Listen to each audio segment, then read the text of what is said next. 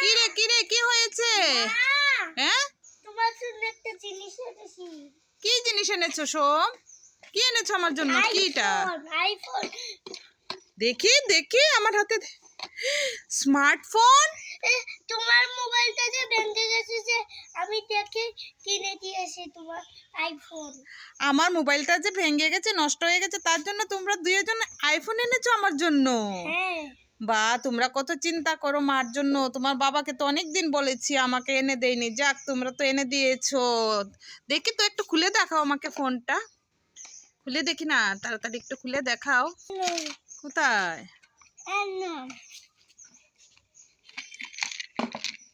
এটা কি আইফোন হলো?